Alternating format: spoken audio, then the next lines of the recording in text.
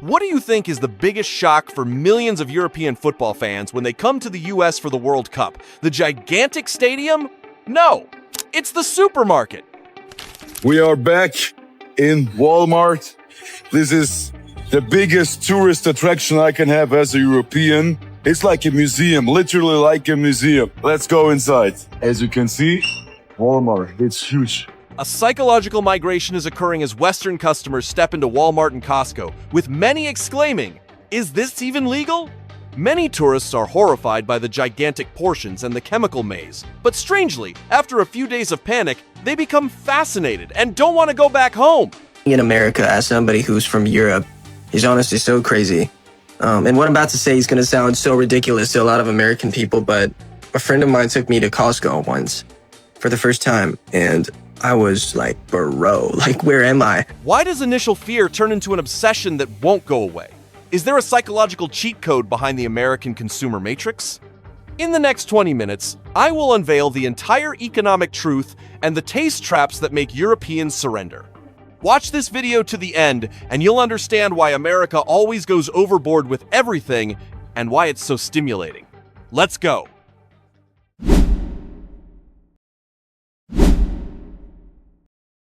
Weirdest thing ever, you can buy motorbikes and quad bikes. Look how big his onion is.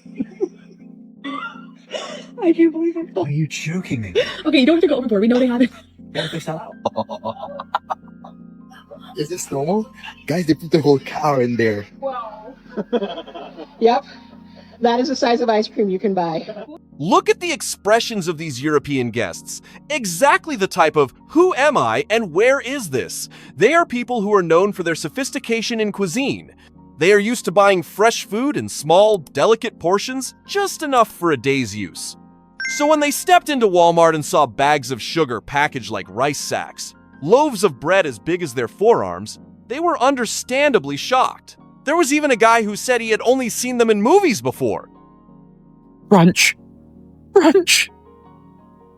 Do you want some ranch? Lucky Charms. I didn't realise these were real. I thought they were just in the movies. Look at the size of this plate. But why does America make everything so gigantic? Behind those bags of food is not absurdity, but a very famous socioeconomic term, hyperconsumerism. To understand this, we must look at the geographical map and urban habits of America. Were more rationed in England and other countries than we were. But we had rationing in the United States. And once that was lifted, food sizes exploded. Enormous. Everything's enormous. Everything's way too big. But people take leftovers home. In Europe, cities are designed according to an ancient model, with residential areas close together, allowing residents to walk just a few steps to reach the market or a mini supermarket to buy fresh produce for a few days. But America is completely different. American cities are planned in the style of suburban sprawl, that is, vast suburban areas.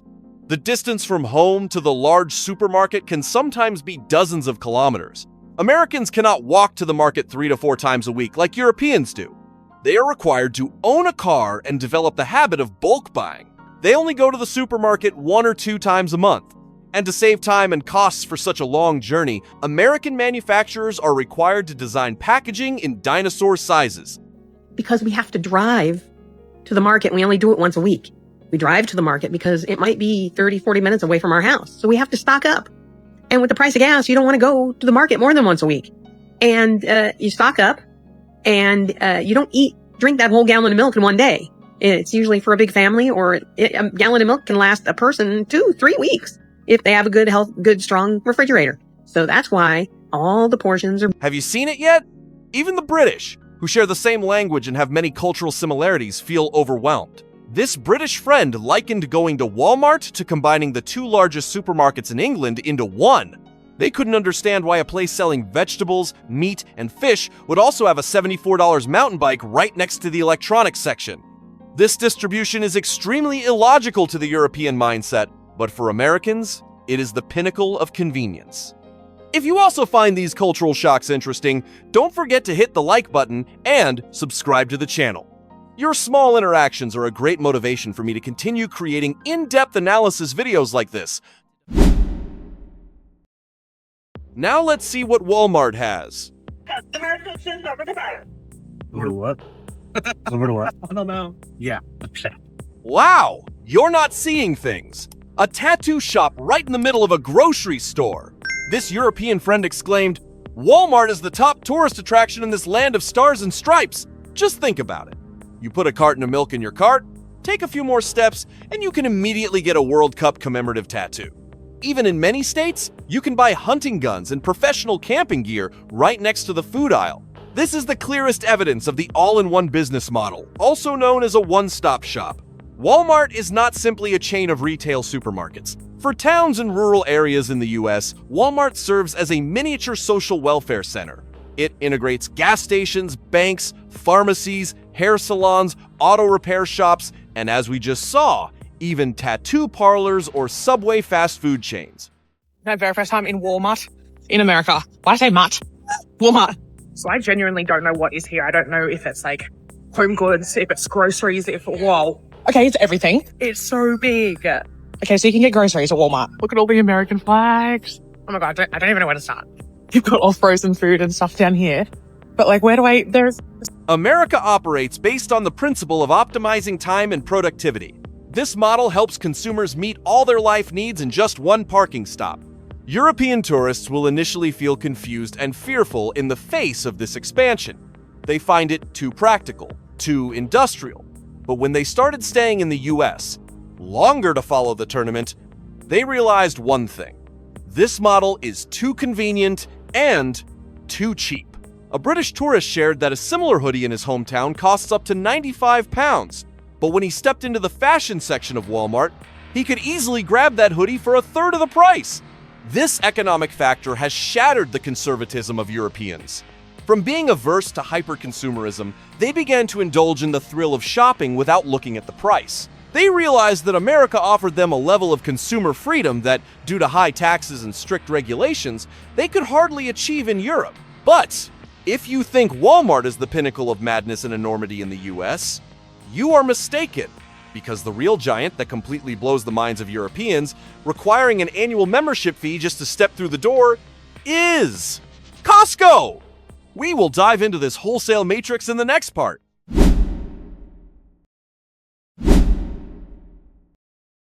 This Irish guy is standing in front of the Costco gate.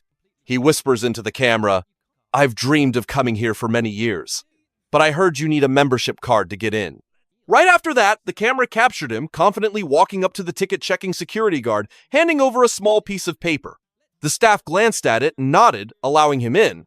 The guy turned back with a big grin. "I just needed a bit of Irish charm," showed them an old McDonald's receipt, and I was in. Haha, check out this crazy trick from my Irish friend. Using a McDonald's receipt to fake a Costco membership card and still getting through? Indeed, in difficult situations, the cleverness of World Cup fans shines through. But this story reveals an extremely interesting reality. Why is it that a simple grocery store has such strict security that people have to find all sorts of ways to sneak in? For European tourists or any other country, they will encounter a cultural shock called membership fee, annual membership fee. In Europe, going to the market is a basic right of consumers. You walk into any supermarket, pick up items, and check out. That's it. But at Costco, if you don't pay an annual membership fee, you'll be literally blocked right from the parking lot. The paradox is, why do people accept paying just to have the right to spend their own money? Behind this paradox is an incredibly clever behavioral economic strategy that Costco has optimized for decades. Did you know that Costco actually doesn't make a profit from selling products? Their profit margin on each item is pushed down to an extremely low level, almost like selling on behalf of the manufacturer. The core source of net profit for this corporation is the billions of dollars in membership fees collected each year. And this is the superlative behavioral psychology trap. When a consumer has initially spent a fixed amount of money to purchase a membership card, their brain will automatically activate a psychological mechanism called the sunk cost fallacy. They will always feel, "I've already spent money on the membership card. I have to go to Costco a lot and buy a lot of bulk items to make it worth it, to recoup the cost of the card." What is the result? Customers voluntarily bind their loyalty to the supermarket, driving Costco's sales to enormous levels. This entire room's a fridge? Yeah. It's bigger than my apartment. That's exactly it! The place that the English friend just walked into is the walk-in dairy closet, the huge, cold room that contains all the milk and dairy products of Costco. I'm going in. It's the dairy section at Costco. Okay. I need the eggs. And I need the milk. Okay. I'm gonna get some milk. You're not mistaken. The area of the cold room containing milk at Costco's hypermarkets in the US is often larger than the average area of a one-bedroom apartment in expensive cities like London or Paris. Europeans are used to the compact refrigerators in the corners of supermarkets, so when they have to wear jackets and push carts straight into such a gigantic department store, it's no wonder they are not overwhelmed. But in exchange for the nightmare of the cold and the gigantic bulk packages that could last a year, Costco knows how to soothe visitors with a paradise of samples. You just need to take a stroll around, try all the sample stations from pepperoni pizza to chicken wings, and you'll have a satisfying lunch without spending a single penny! And how can we overlook Costco's ultimate weapon, the hot dog and soda combo for just $1.50 with unlimited refills? British and French tourists, upon seeing this price list, could only rub their eyes to check if they were misreading the bill. The crazy thing is that this price has remained unchanged by Costco since 1985, despite all the inflationary fluctuations in the global economy. In retail economics, this is known as the loss leader strategy. Costco accepts millions of dollars in losses each year on these hot dogs because they know that no one can resist the allure of a delicious meal at such a low price. Once the $1.50 combo has pulled you through the supermarket door, you'll easily spend hundreds of dollars on other massive wholesale items inside. If you are watching this and also want to experience the feeling of trying the entire Costco menu, please hit the like button and leave a comment below about which TV or giant block of cheese impressed you the most. Your interaction helps this video reach more people on the YouTube algorithm. The combination of ingenious economic traps and shockingly low prices has even made the most conservative European tourists tip their hats in admiration and give Costco a perfect score of 10 out of 10. But the journey of psychological manipulation in America doesn't stop there. Get ready, because in the next part, we will step into American restaurants and fast food chains, where medium-sized drinks are as big as buckets and jarred cheese blocks will cause Europeans to panic biologically.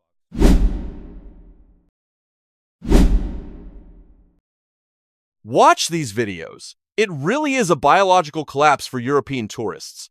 Many people even exclaimed, "What is America feeding us? 100% there are color additives in this."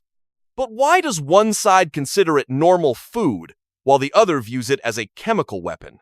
The answer lies in the significant legal differences between the two sides of the Atlantic. The contrast between the FDA, USS, Food and Drug Administration, and the EFSA, European Food Safety Authority. In Europe, the legal system operates under the precautionary principle. That is, if a food additive, coloring agent, or preservative has not been proven to be completely harmless to human health in the long term, EFSA will ban it immediately. That's why a loaf of bread in Europe usually only has 3 basic ingredients: flour, water, and yeast. But in the US, the FDA takes a more open approach. A substance is considered legal until there is clear scientific evidence proving it poses a health risk. Therefore, when you flip over a loaf of American supermarket bread, you will see a long list of compounds and chemical additives. Back to the jar cheese that caused a stir among the Swiss. In the US, it sells very well. But in Europe, regulatory authorities don't even permit it to be called real cheese, because its main ingredients are just canola oil, flavorings, and chemical colorants mixed together. If you find these economic legal comparative analyses enlightening, please generously give the video a like. The YouTube algorithm really likes videos with a lot of interaction, and your support will help this content reach more viewers. Have you noticed this adorable paradox?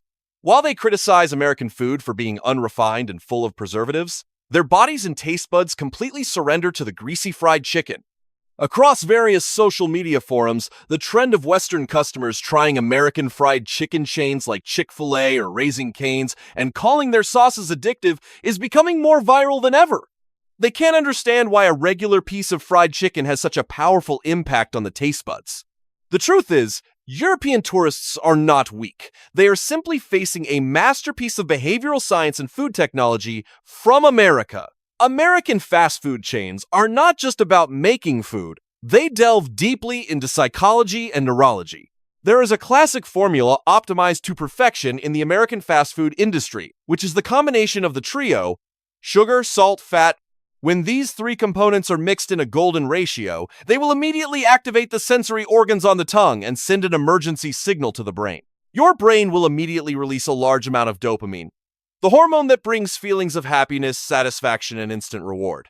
In Europe, cuisine leans toward balance, simplicity, and preserving the original flavors of food. Therefore, the European brain has never been prepared to receive a powerful and direct dopamine explosion like American fast food. The moment they dip a piece of fried chicken into that rich, stimulating sauce, their taste defense system completely collapses.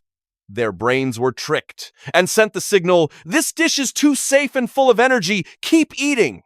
That's why they can't resist, going from initial confusion to addiction without realizing it.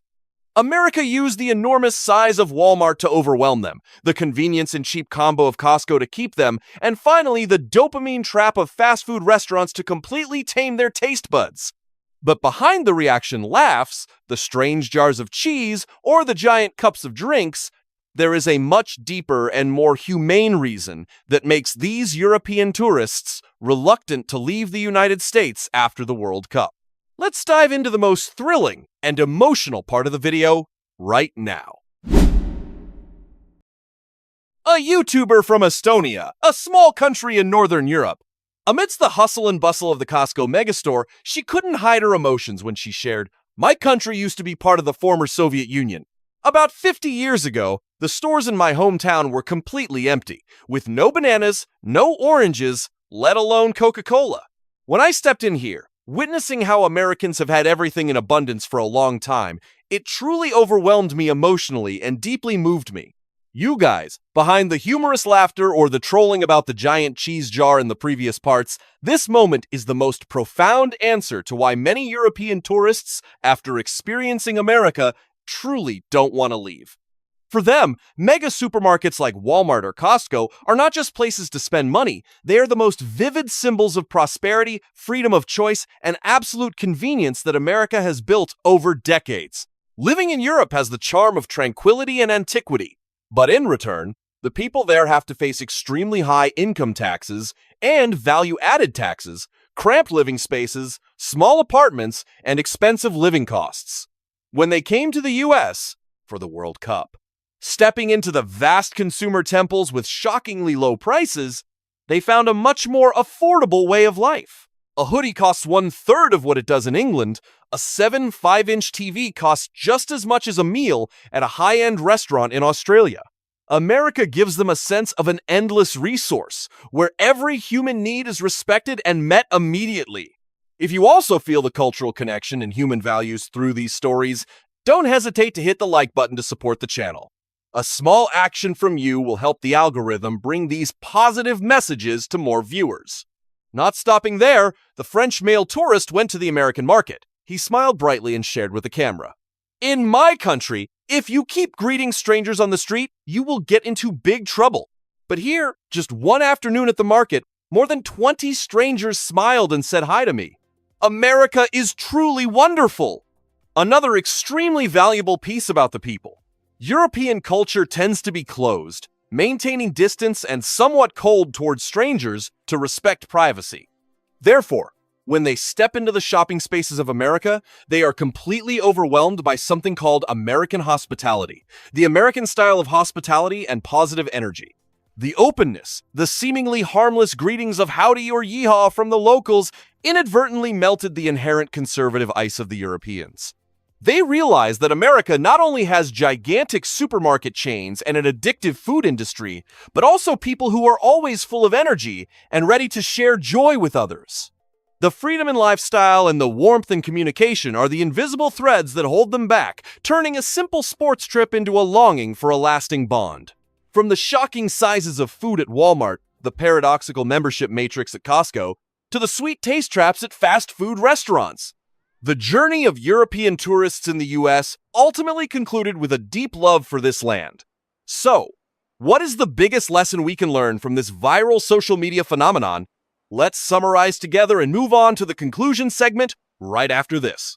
The journey from screaming due to culture shock to being completely captivated by European tourists at American supermarkets and restaurants has given us a fascinating perspective on the power of convenience and American consumerism.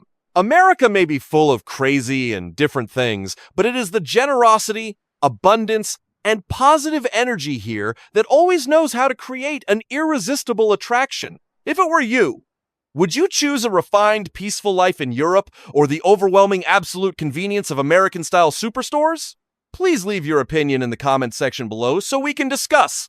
Don't forget to like, share this video, and hit the subscribe button. Turn on the notification bell so you won't miss the next exciting cultural, economic, and social decoding journeys on our channel. Your support is the greatest motivation for the production team. This video is created based on the compilation, reaction, and analysis of publicly available materials and real experience videos of international tourists on social media platforms. All viewpoints and socioeconomic analyses in the video are for reference, educational, and entertainment purposes only and do not represent any organization, diplomatic policy, or retail brand mentioned in the video. Thank you for watching until the very last second. Goodbye, and see you in the next blockbuster videos!